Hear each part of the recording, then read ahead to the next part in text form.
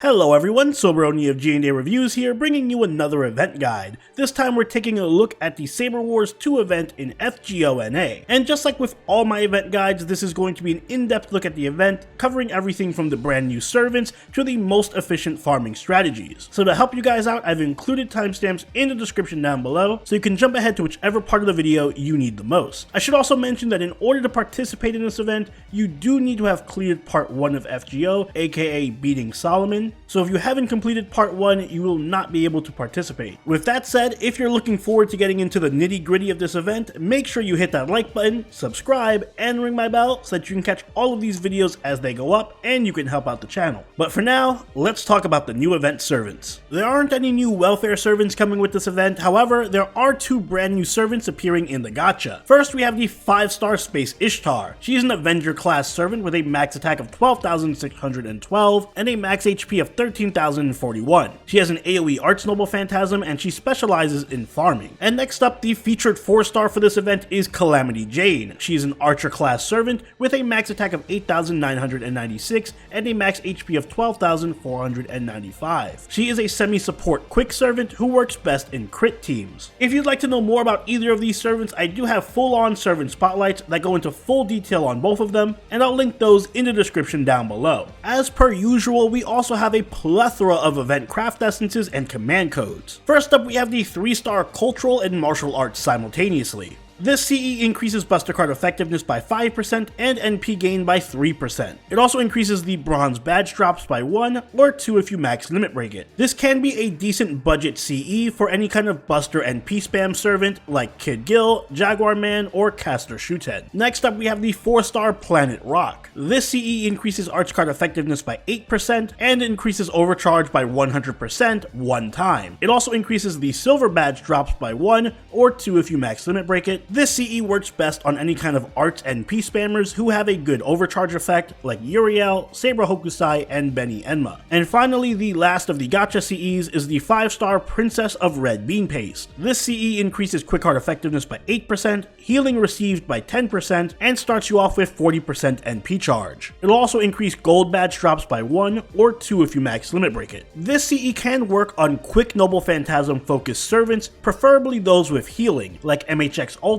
Tamamo Cat, or Ushi. We also have 2 brand new event CEs that are going to be available for free. The first is the Shop CE, the 5-star Binary Star Songstress. This one increases NP gain and NP damage by 10%, as well as generates 3 crit stars per turn. During the event, it will also increase Artorium drops by 1 and give the equipped servant an extra 100% bonus damage. Outside of the event, this can be a decent CE for NP spam crit servants like Saber Hokusai, Emiya, and Okita. Next up, we have the 5-star Bestia del Sol. This CE increases quick and Buster Card effectiveness by 10% and crit damage by 10%. It also grants 50% bonus damage to all servants during the event and increases Artorium drops by 1. As you can guess, this tends to work best on any Buster or quick crit servants like Okita, Caesar, or Atlante Alter. Moving on, we have the command codes for this event. The 3-star command code is the Bearded Scarlet Gentleman's Command Seal. It inflicts burn with 500 damage for 3 turns when attacking using the engraved card. An ideal command code for any burn focused servants like Tomoe, but I highly suggest that you save it for Yang. Following that, we have the 4-star Balanced Scale of the Universe. This command code increases damage against threat to humanity and Saber enemies by 10%. This one is pretty much built for any of the MHX servants or Archer servants like MHXX, MHX Alter, and Ishtar. And speaking of Ishtar, the last command code is Mistress of the Heavens. This increases Buster crit damage by 25% on the engraved card, and it works best on any kind of Buster crit servant like Gilgamesh, Rama, or Mordred. Now let's talk about the event shop. Just like with all events, there are going to be at least 3 different currencies, those being the bronze badges, the silver badges, and the gold badges. In addition to those though, there's also going to be Artorium. First off, let's take a look at the bronze badges. You can use these to purchase a copy of the event CE in the shop, as well as 10 craft essence experience cards, octuplet crystals, void dust, bullets, foes, and EXP. The silver badge can be traded in for yet another copy of the Event Shop CE, 10 more copies of the Event Craft Essence Experience, as well as reactor cores, ancient gears, fangs, saber, archer, and assassin pieces and foes. Gold badges can be traded in for outfits for both Space Ishtar and Mysterious Heroine X, as well as 2 copies of the Event CE, mirrors, scarabs, arrowheads, saber, archer, and assassin monuments, and foes. And finally, you can trade in the Artorium for some QP as well as some 4-star foes, but more importantly, you can also trade in the Artorium for bounty quests, which we'll go into more detail later. If you plan to buy out everything in the shop, you're going to need 3,900 bronze badges, 3,900 gold badges, and 4,100 silver badges. I should also mention that even though there are only 4 copies of the Event CE in the shop, there is an extra copy in the mission ladder, so you won't need to farm for either Event CE to max limit break them. Speaking about the mission ladder, let's talk about the event mechanics. Saber Wars 2 is yet another mission-based event, and if you've been playing FGO for the past year, you should be very familiar with this format by now. But in case you haven't, this event will consist of 100 missions that will task you with completing various quests. These missions will range from killing a certain type of enemy X amount of times, to collecting a certain amount of event currency, or even completing a certain amount of story quests. Completing missions will reward you with ascension materials, QP, craft essences, and apples, and completing certain missions will even advance the main story or unlock new hidden challenge areas. So if you're ever at a loss for what to do next in the event, a good rule of thumb is to just complete missions that are available until the next stage is unlocked. Some of the missions can be a bit confusing because they're going to require you to hunt a specific type of enemy based on their traits. So if you need any help locating these enemies, I will include a link to GamePress's enemy locator for the event in the description down below. It's a very handy tool to have for mission-based events like this one. On top of the mission stuff, this event also has another interesting mechanic: Artorium. Much like the original Saber Wars event, you're going to be collecting Artorium to make progress and unlock new areas and quests. Artorium can be collected by completing free quests and missions, and you're going to need a lot of it to unlock new areas as well as to purchase bounties. While we're on the topic of story quests and bounties, let's talk about them. The event is going to be locked behind Solomon, which means that you can expect the event story to be much harder than normal events. Many of the bosses that you're going to encounter will have very high HP, break bars, and special buffs or gimmicks, which makes the event feel much more like a mini Singularity or EOR chapter in terms of difficulty. Thankfully though, both free event CEs increase the team's damage significantly, so the quests aren't as hard as they appear. Just make sure that you use the event CEs from the shop and the mission ladder whenever possible. In addition to the main stories, however, you're also able to buy bounty missions with Artorium from the shop. These bounty missions will be available after completing certain missions. These bounty quests are extra quests that pretty much function as mini challenge quests, very similar to the wanted quests in the CCC event.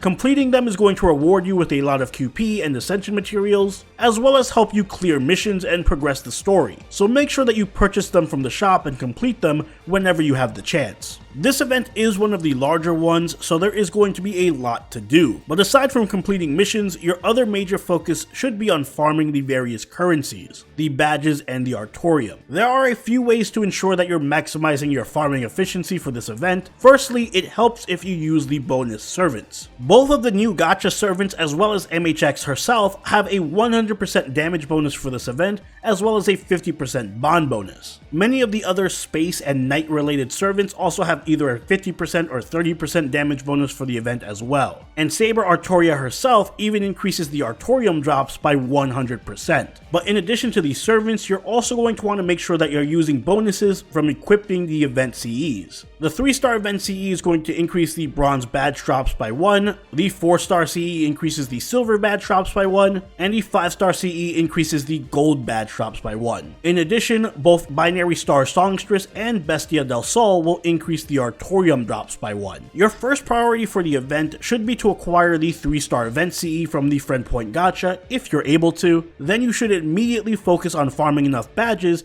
to purchase all of the event CEs from the shop. Once that's done, you can put all of your attention onto completing the missions to get the remaining event CEs. I recommend limit breaking Binary Star Songstress ASAP, but you should keep multiple copies of of Bestia del Sol so that you can maximize the team's DPS. On the bright side, farming for this event is very easy and straightforward, because each of the event currencies has a particular free quest where they should be farmed at. Bronze badges have the highest drop rate at the training planet Seltant, silver badges drop at the fantasy planet Caribou, and gold badges are best farmed at the hidden fortress Def Sazet. As for Artorium, it's going to drop from every free quest, but the most difficult free quest, Vagrant Planet Arton, drops the most. And finally, let's talk challenge quests. There are going to be a number of post-event quests, 2 challenge quests, and a special interlude from Mysterious Heroine X. Starting with the Mysterious Heroine X interlude first, this is going to unlock once you complete all of the main story quests, and completing it will upgrade MHX's Galaxy Meteor Sword skill. The quest is very easy and straightforward. Remember to bring your event damage CEs, and this shouldn't be an issue. Next up, the first challenge quest is going to unlock once you beat mission number 99, and it pits you against MHXX.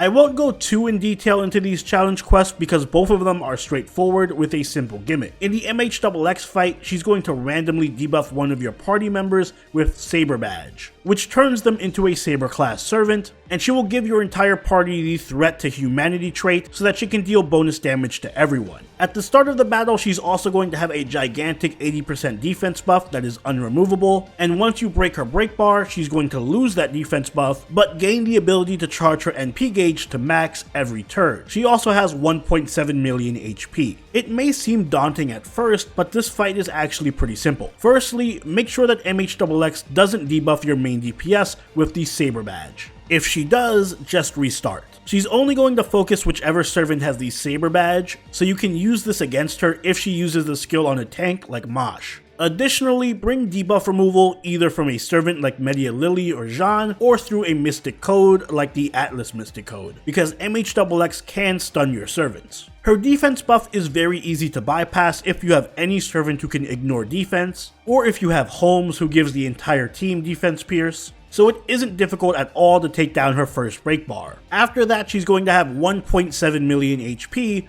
but don't let that intimidate you because the event CEs work in this fight as well, which means that you can take her out in just a couple of Noble Phantasms with most DPS servants. Ultra Egos like Melt, Mecha Ellie, and Shitonai are the best choices for this fight due to their class advantage and strong Noble Phantasm. Once you beat that challenge quest, the final challenge quest will become available, which will have you fighting off the 5 Knights of the Round Table. For this fight, they're all going to have a special buff that gives them 80% debuff resist and 80% damage reduction. In addition, every turn they're going to gain special buffs that let them buff their attack, their crit damage, and give them ignore defense and ignore invincibility. However, they also gain a debuff that removes all of their buffs if they're hit by certain attacks. This challenge quest pretty much plays exactly the same as the Shiba challenge quest from Gilfest. The enemies all have a bunch of crazy buffs and damage reduction, but they lose all of those buffs if they're hit with certain attacks. You'll need to check their statuses every turn to see exactly what they're weak to, so there is a bit of RNG involved, but basically the entire strategy for this fight